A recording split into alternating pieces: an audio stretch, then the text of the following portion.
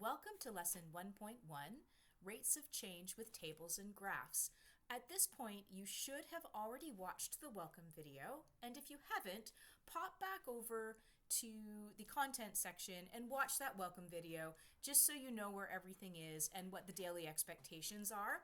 In today's lesson, you should, by the end of this lesson, be able to demonstrate an understanding of what rate of change really is. And I'll let you in on a secret, you already know everything you need to know about rate of change.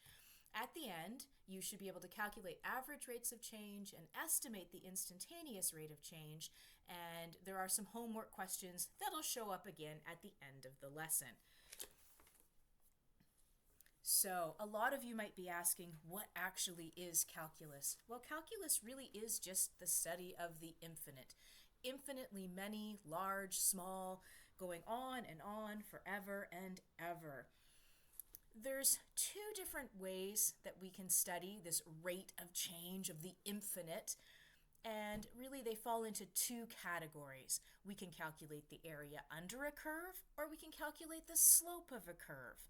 We're going to take a minute and we're going to talk about the area under the curve first. So the area under the curve, so let's say I've got a curve and it doesn't really even matter what it looks like. Let's just make it look like that. So I've got a curve and I want to know the area under that curve. And we're going to get into why we might want to know the area under that curve later. But the area under the curve, that's what we're after. So there's a couple of different ways that I can do this. I could calculate the area completely under the curve of a very big section like this. That would really just be an estimation though, an estimation of what's happening from point A to point B in this section of the graph. Depending on how curvy that graph might be, that might not be such a good way of doing it. The other way that I can do this, and some of you might be familiar with this, is to break this curve into smaller and smaller and smaller and smaller rectangular sections like this between 2 points on a graph, and calculate the area of those individual pieces using the equation of the curve to determine the height of each one of these rectangles. This is also an estimation method though. Lowering the size of those rectangles, so making them smaller and smaller and smaller, gets you a more effective method. And this type of calculus is called integral calculus, and we are not going to be looking at that in this particular course. The type of calculus that we're going to be doing is the second kind, where we look at the slope of a curve, and we call that differential calculus. We're going to be learning how to take the derivative of different equations to determine the instantaneous rate of change at any given point. So if I want to find the slope of a line that touches a point on a curve, I can pick any point along this curve. Let's say I pick a point right here, and if I draw a straight line out from that, I can take the slope of that line. We know how to do that, and that's going to tell me the rate of change right at that particular point. We can also do this between 2 points on the graph. So let's say instead I want to know from here to here. I can draw a straight line on that graph and calculate the slope of that. And that will give me a little bit more of an average between those 2 points. So that's the difference. Area under a curve, we are not going to be doing that one. Slope of a curve, differential calculus, that's what we're going to be focusing on today. So let's set down some definitions. So what do we need to know? Well, really, what is slope? If I say to you, what is the slope of a line? Well, you know from grade 9 and maybe from physics class that really is just the rate of change of whatever we're graphing. So let's think about this just for a minute in terms of speed in kilometers per hour. And speed in kilometers per hour is really just the change in position with respect to some change in time. And we know that speed can be either an average rate of change or an instantaneous rate of change. So let's say I have an average rate of change. I'm driving in my car and I travel 80 kilometers,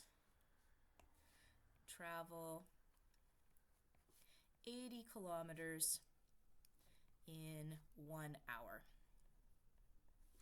That would be my average rate of change. that's really telling me that my average rate of change is 80 kilometers per hour. Doesn't really tell the whole story though, this 80 kilometers an hour. There's a lot more going on here, and anyone who's ever been on a car ride that involves driving on a highway and then driving on rural roads will know that that does not tell the whole story.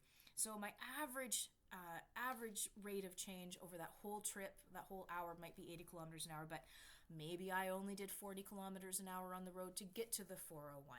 Then I did 120 on the 401 for part of my trip, and then got into bumper-to-bumper traffic and went 10 kilometers per hour.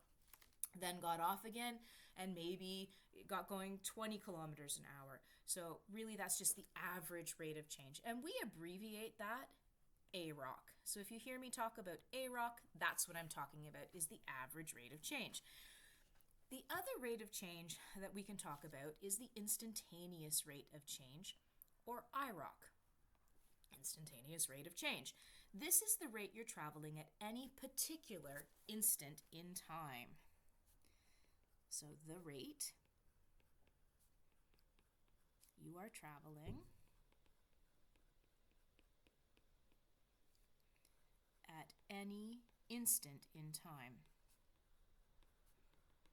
If we go back to our car analogy, driving in our car, this is what your speedometer is telling you, is that you are at any instant in time, the speed at which you are traveling.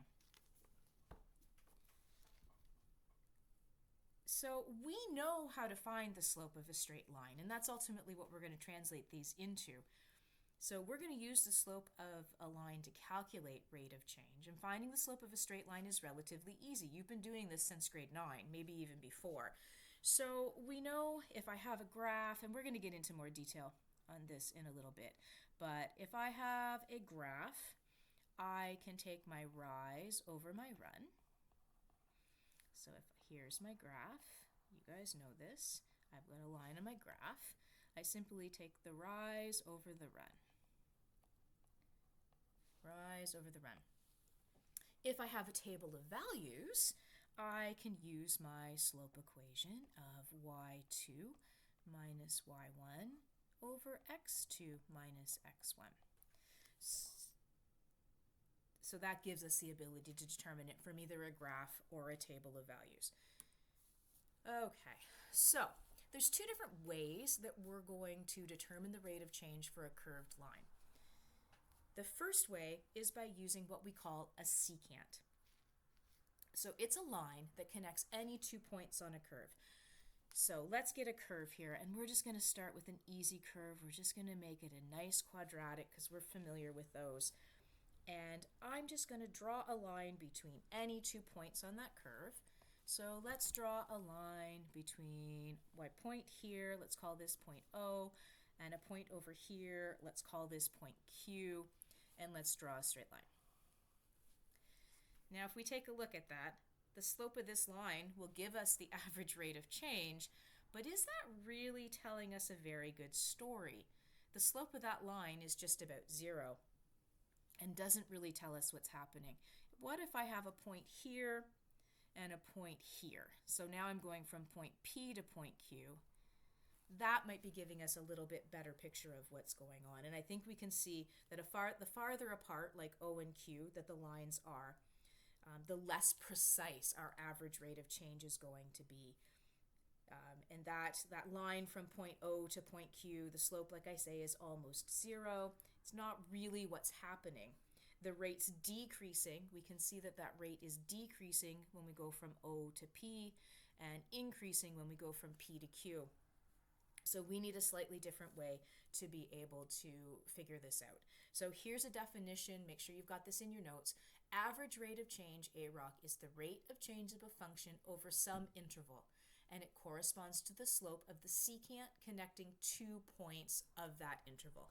And what if I want to know what's happening at an exact point on the curve? Well, I can draw a line that only touches actually 1 point on that curve and runs in the same direction as the general trend on the curve, and we call that a tangent line. So a tangent line is a line that runs the same direction as the curve but touches it at only 1 point. So let's get another curve on here. I'm going to draw it this way this time. And we have some point P on this curve. And I'm going to draw a tangent line that only touches that point as best I can. And I'm going to take the slope of that line, using my rise over run, sort of, to get my instantaneous rate of change. And that's going to tell me what's happening right there at that particular given time. So instantaneous rate of change, or IROC, is the rate of change that's measured at a single point on a continuous curve and corresponds to the slope of the tangent line at that point. There's one more case that I want us to just take a look at when we can use a tangent. Here's another example. If we have a more complex function. So now let's say I've got something that looks a little bit more like this. And from functions class, you should be familiar with seeing a variety of different types of curves. So really all I'm going to do there is I'm going to draw a line that's tangent to one point x, or value p, that may be a secant to an interval of another function. What do I mean by that? Well, if this is my point P right here, and I draw my tangent line that just touches the line there, it actually passes through the line again a little further down the curve, and that creates that secant line, and that will give me the ability to determine the secant for that interval that is P to Q.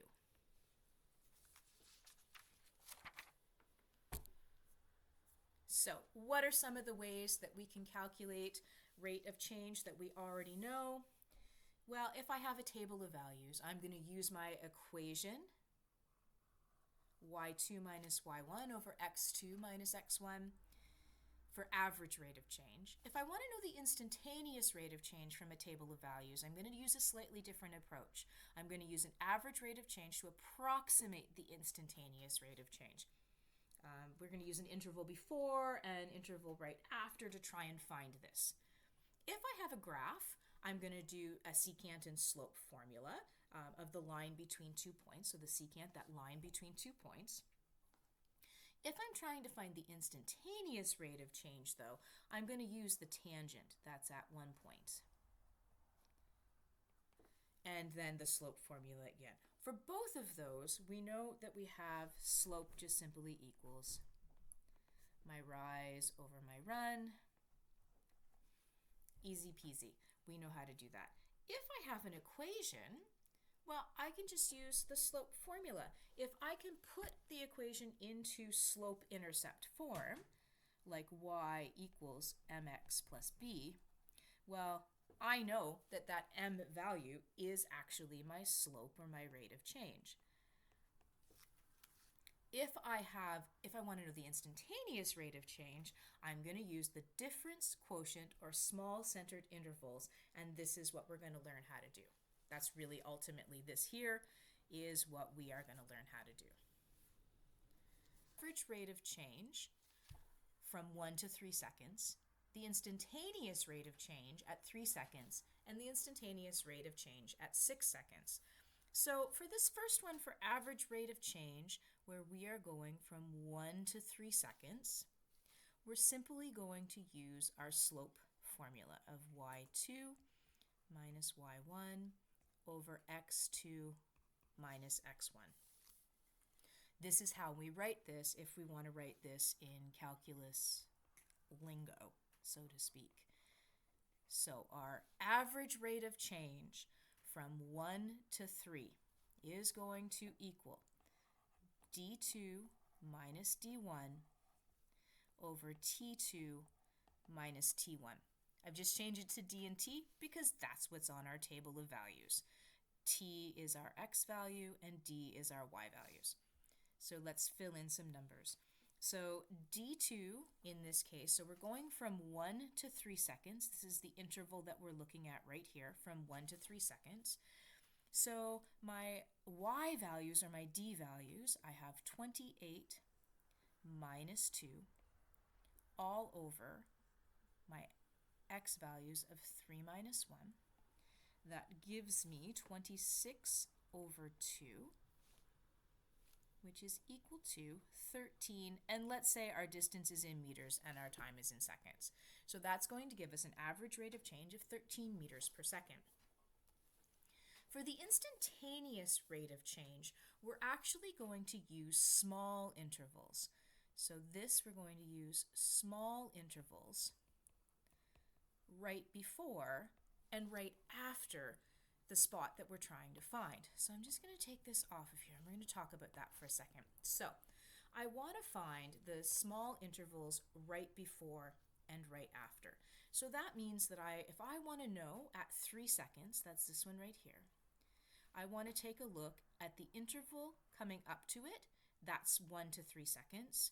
So that's my interval before.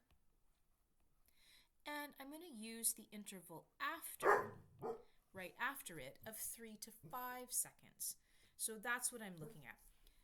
We're going to write that out to look like this. So I want to use the interval right before, which is my average rate of change from 1 to 3, plus my average rate of change from 3 to 5.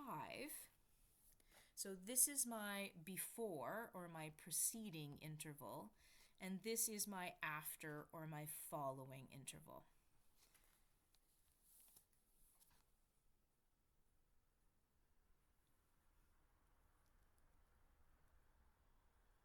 So let's put some numbers in there. So my interval before, we know, is going from 1 to 3.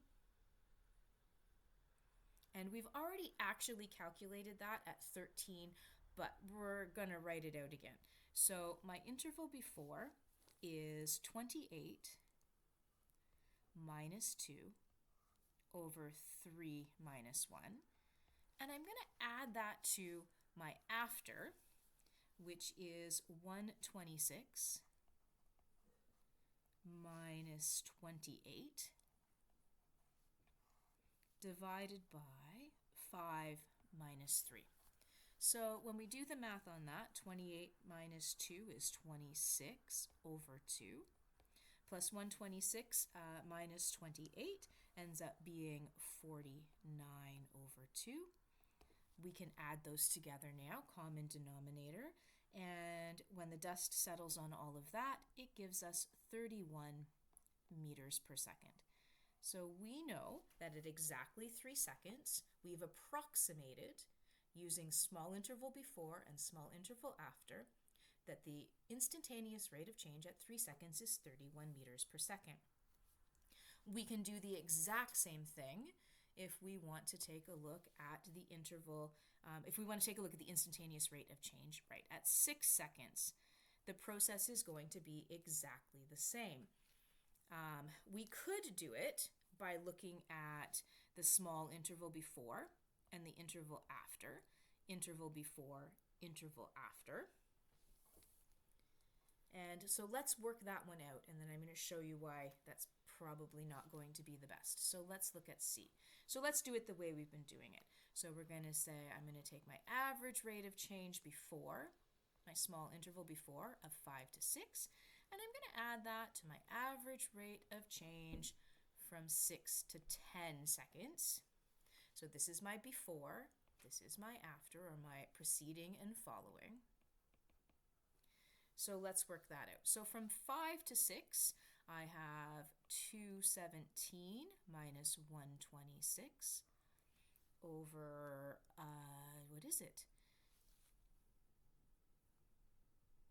Over 6 minus 1, sorry, 6 minus 5. And then from 6 to 10, I have 1001 minus 217 all over 10 minus 6. Now, some of you might be saying this is a really big interval. It's almost too big, actually. So really large interval. And I was saying before, it is better if the intervals are smaller. So when the dust settles on this, we end up with 91 plus 196 divided by 2, which gives us 143.5 meters per second.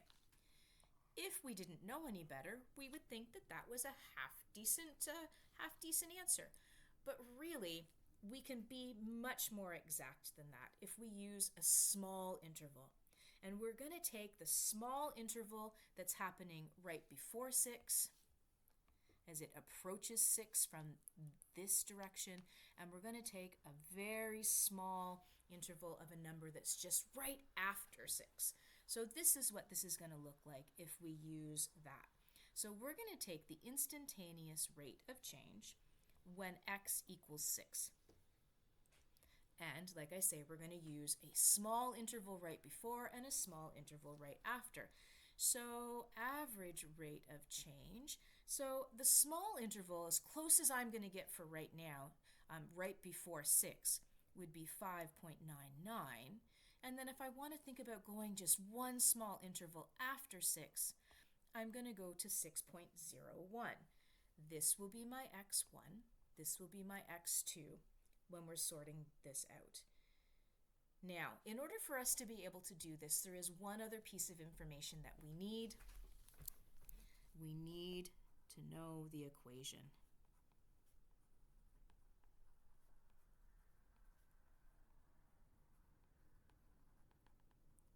Now, there are ways that we can figure it out. You guys have just taken functions, so you're probably pretty good at this, but I'm just going to let you know that this relationship can be modeled by the equation y equals x cubed plus 1. So y equals x cubed plus 1, and we're going to fill that in to our y2 minus y1 over x2 minus x1. So let's fill this in. So my x2 is 6.01. So I'm simply going to use my equation for each one of my y values. So if y equals x cubed plus 1, then my y2 value will be equal to 6.01 cubed plus 1. And then I'm going to subtract from that my y1 value, which corresponds to when x equals 5.99. So I'm going to have 5.99 cubed plus 1. And then I'm going to divide that by my x2 minus my x1, 6.01 minus 5.99. When the dust settles on all of that math, we actually get an instantaneous rate of change when x equals 6 equal to 108 meters per second. This is much more accurate answer than the 143.5. So much more accurate. And it's more accurate because the interval is smaller.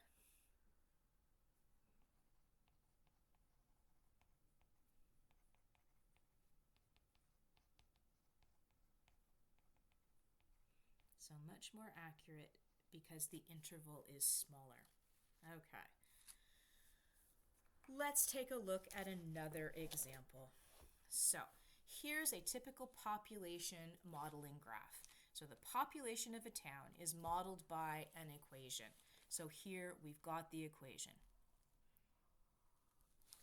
So P of t equals 25t squared plus 150t plus 25,000, where P of t is the size of the population and t is the number of years since 1990, and the graph is shown here below.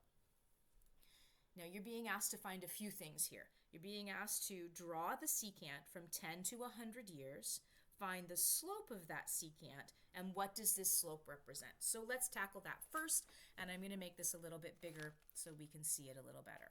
So what do we know? I'm just going to fill a few things in here. So we know that the graph is starting at 1990. We know that this is our time in years. And if we take a look, we can see that it's going up by 5, 10, so 5, 10, 15, 20, so on and so on, up to 100 years from 1990. Along this axis here, we have the population. So population at any given time, and that's in number of people. Okay, so now that we've got that sorted out and we know who's who on the graph, it's telling us that we want to draw a secant line from 10 to 100. So here's 10. So at year 10, here's my dot. At year 100, here is my dot. So I want to draw a line in between those 2 points that's going to be my secant line.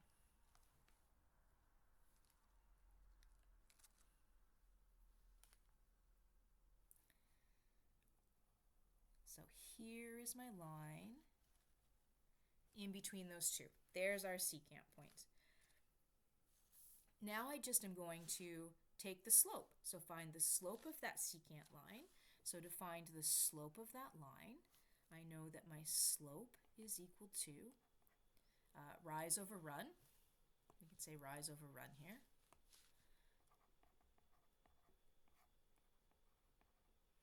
And I'm going to do the path of least resistance and just go from year 100 back to year 10, just to make it easier. So at 100 years, if we go across to the graph, we're at population of 290,000. So 290,000 minus, what's my population at 10 years? Well, my population at 10 years is 30,000 minus 30,000. Now all over my run, so I've gone from 100 years back to 10 years, back to year 10. So that gives me an answer of 2,888.8 for my slope. And then the last part of that question says, well, what does this slope represent? Well, this slope represents the number of people per year, or the population growth. So it's the average rate of change in population. So this is the average rate of population. Average rate of population. You're going to get used to some of my short forms. Population. Average rate of change of population over a 90-year period. Over a 90-year period. From 100 years to 10 years. So the average rate of change, I'm going to add change in there. Change of population over a 90-year period. That's what that actually means. So now the second part of this question says draw a tangent at 25 years. So now we're not doing a secant anymore, we're doing a tangent. So we're going to put a point, I'm going to change colors here. We're going to put a point at 25 years. And remember I said these were going up by 5 years. Okay, so here's my point at 25 years. So I'm going to draw a line that comes out here and tries to just touch it. Desmos actually does a pretty good job of graphing these and taking the tangent for you. And so we're going to draw the tangent line, and now we're going to find the slope of that line. So if I want to find the slope of this tangent line, I need to find where I wrote down my answer. Okay, I'm going to do the exact same thing. So I'm going to go ahead for this one, and I'm going to say for part B, my slope, I'm just taking the slope of a line. Slope of a line is rise over run. So if I take a look at what I have happening here, I'm just going to pick 2 points that seem to cross at convenient spots. So if I take a look, I'm going to say, well, it crosses right crosshairs at 30 years and crosses pretty much at 10 years right there. So I'm going to take the slope of my line from here to here. From here to here. Oh, for goodness sake. From here to here. There we go. So if we take a look at what we've got going on rise-wise, we are 50,000, population 50,000, minus a population of 20,000 And remember, this isn't where the curve is touching. This is where the tangent line is touching. And we have gone from year 30 down to year 10, which is going to give us a population of 1,500 people per year. So at that particular point, so at year 25, the population grew by 1,500 people. So at year 25,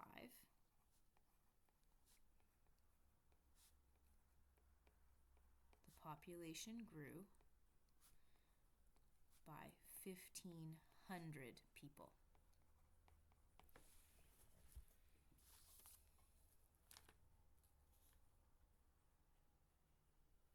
So now it's asking us to use the equation, part C is asking us to use the equation to determine the average rate of change from 1990 to 1998.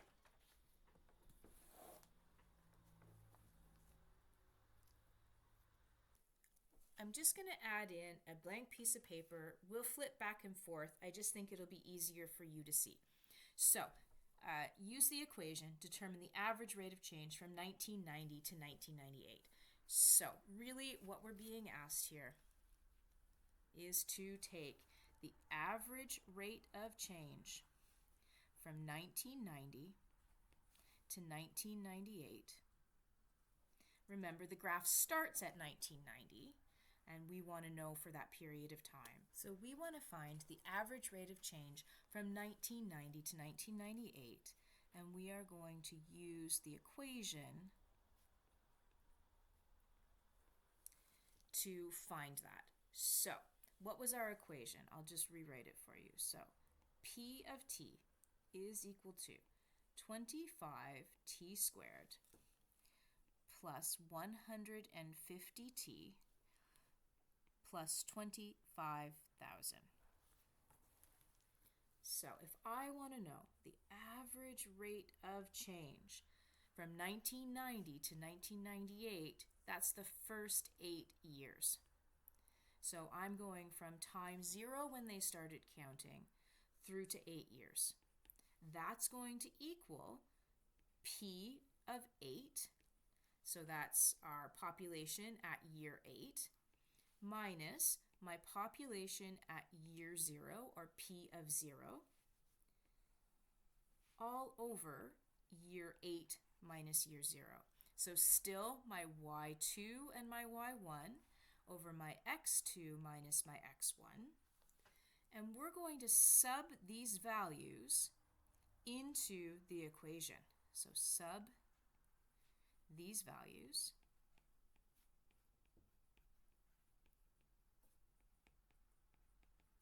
into the equation.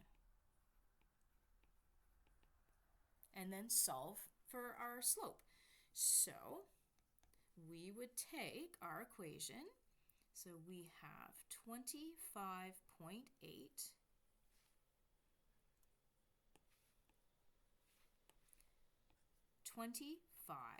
times 8 squared plus 150 times 8 plus 25,000 minus 25 times 0 squared plus 150 times 0 plus 25,000, all divided by our change in time, which is 8 years minus 0 years.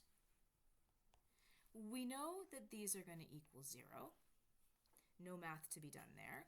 When the dust settles on this math, we have 27,800 minus 25,000, because remember, that's our starting value at year 0.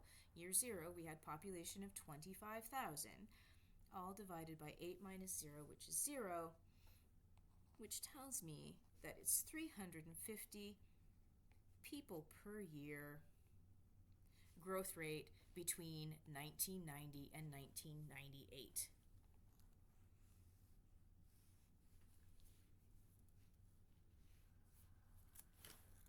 Now, for part D, it says determine the instantaneous rate of change at 25 years using those small centered intervals. So remember, those small centered intervals, we're taking the preceding or just before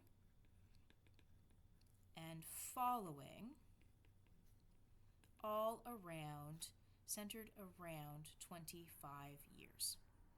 So that means we are going to look at getting up to 25 years, we're going to use 24.99, and then we're also going to use just after of 25.01.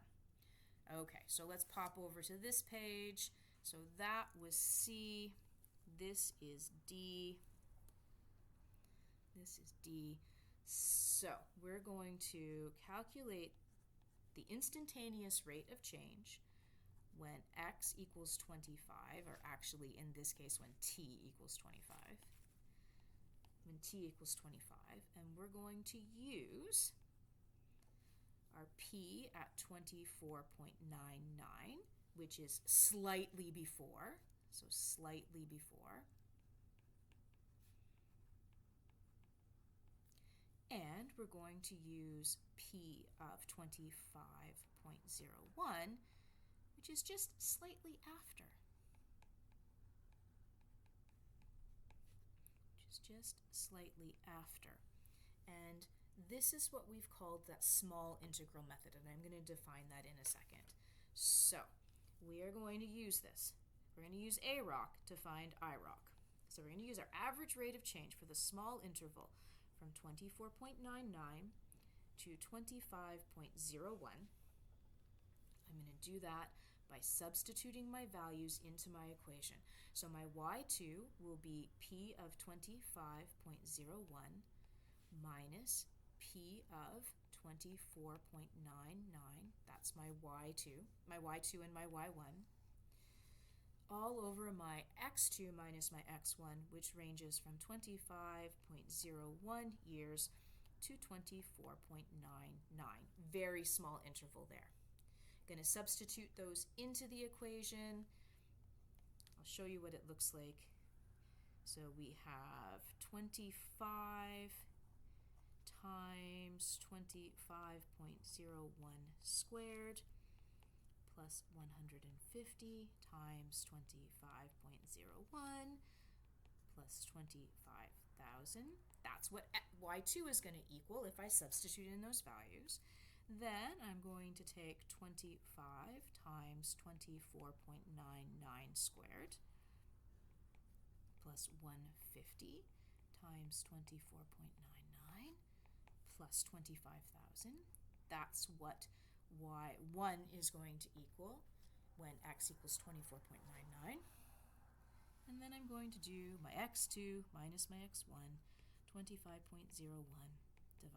minus 24.99.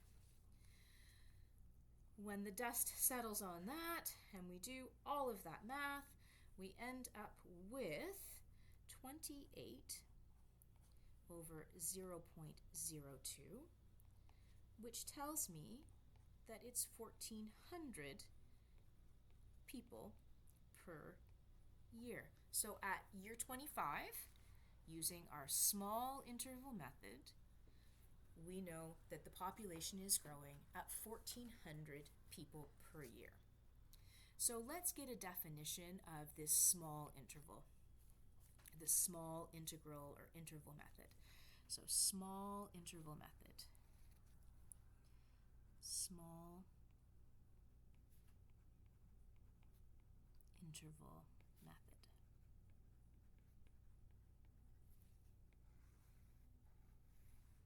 So when we're using this small interval method, we are using that to estimate ROC. So this is used to estimate the instantaneous rate of change.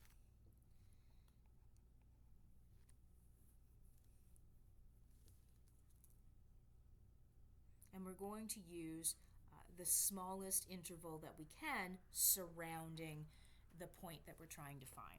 So smallest interval.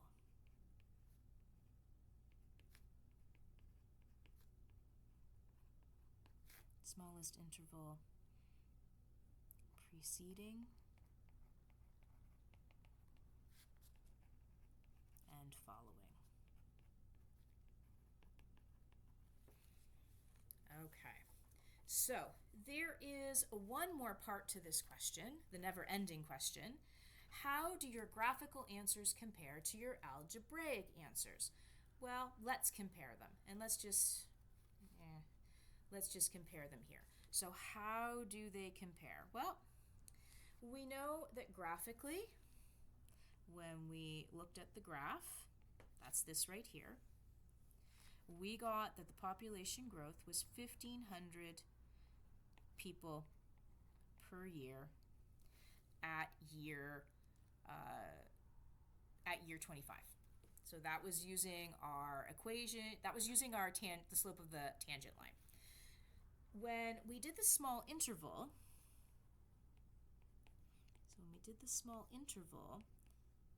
we found that we actually had 1,400 people per year population growth. Now, numerically, that doesn't really seem like a whole lot if we were just looking at the numbers. It's only 100 people, but the small centered interval is much more accurate than the hand-drawn tangent. Difficult to draw a hand-drawn tangent that's going to be terribly accurate. And 100 people can make a difference when you're budgeting and trying to figure out schools and things like that. Okay, one last question, and here we go. So, given the following graph, we're going to determine a few things. We're going to determine the average rate of change between an interval that starts at x equals 1 and x equals 4. We're going to look at the instantaneous rate of change when x equals 3, and we're going to describe what's happening to the instantaneous rate of change starting at x equals 0 and moving to the right. I just had a couple of typos in this question. So we want to know the rate of change between 2 points on the curve, so we're going to use the secant line for that, and I'm going to start by drawing the 2 points. So I'm going from when x equals 1, so I'm going to put a point on the graph at x equals 1, to when x equals 4. So I'm going to put a point on my graph where x equals 4, and now I'm going to go ahead and do my best to draw a secant line between those 2 points. So here we go, from here to here. So there is our secant line such that it is. So if I want to find the instantaneous rate of, or the average rate of change, the average rate of change really is just, from 1 to 4, really is just the slope of this line. We've done a lot of this today.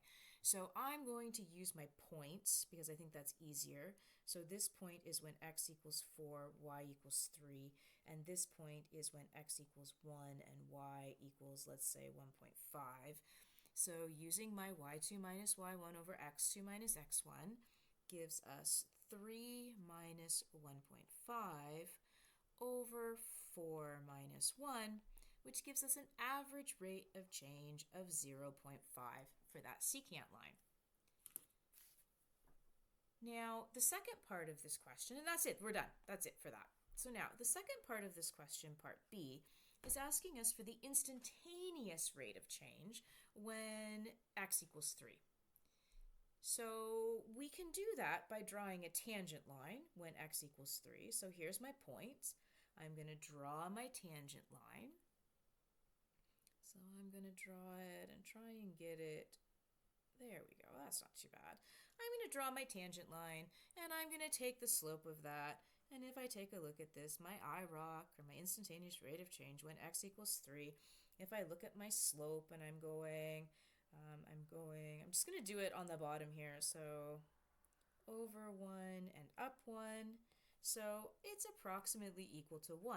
My instantaneous rate of change when x equals 3 is approximately equal to 1 according to the slope. So using the slope.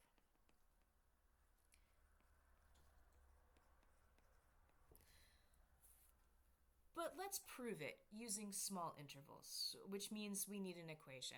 So what do we know about this shape? Well, we know it's a parabola, and we can look at the graph and get the vertex form of a parabola. And just as a reminder, the vertex form of the equation for a parabola is y equals a times x minus h squared plus k. And h and k are the vertex, and our a value tells us its stretch or compression factor and if it's opening up or down. So we can fill in a little bit of this information about this equation because we know the vertex. We know the vertex of this particular parabola happens to be at 2 and 1. So let's fill in the equation with that information. I'm going to leave a blank for now. So x minus 2 squared plus 1. H is the x value, k is the y value. Now we need a value for 1. We're going to pick a point on the graph. I'm going to use 4 and 3. It doesn't matter. You could use 1 and 1.5 and work backwards to solve for that a value. If you don't remember how to do that, go back to your grade 11 notes or from functions, and we end up with an a value of 0.5. So now that I have an equation of 0.5 times x minus 2 squared plus 1, I can go ahead and use that equation to solve for my instantaneous rate of change. Solve for my instantaneous rate of change when x is equal to 3, using that small interval method. So my instantaneous rate of change when x equals 3 will be approximately equal to my average rate of change for that small interval. And I'm going to use that small interval, the smallest data point I can get, continuous data point right before x equals 3. That's going to be 2.99. And I'm going to use to the next data point that's just the next smallest data point after x equals 3, which is 3.01. And we're going to go ahead and plug those into our equation. So we want to say f of 3.01, that's our y2 value. So when x2 equals 3.01, what's our y value? What's our y2? And when f equals 2.99, that's our y2 value. So f of 2.99, that's our y2 value, all over this small x value interval of 3.01 minus 2.99. We'll fill that into our equation. 0.5 times, remember our x is 3.01 minus 2 squared plus 1 minus 0.5 times 2.99 minus 2 squared plus 1, all over that really small x interval of 0.02. So we have that really small x interval of 0.02. We're going to plug those values into our calculator, and when we do that, we do indeed find that the instantaneous rate of change using small interval is equal to 1. This is exactly the same, this process here is exactly the same as what we did in the last few examples for the small interval, except instead of we're just using vertex form for our equation. Okay, so that's it for this lesson. It's been a little longer than I wanted it to be, but it is what it is. Oh, I missed a part. We have to do that last bit. So part C of this said, describe what's happening to the instantaneous rate of change starting when x equals 0, so starting right here, and going along the curve until we get up and to the right.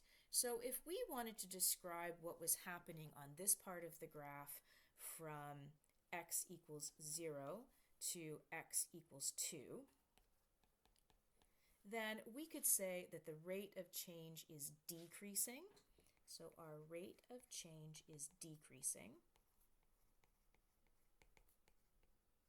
And if we wanted to describe what was happening after x equals 2, so once we get to this x equals 2, what's happening over here, we could say that for values greater than x equals 2, we can say the rate of change is increasing.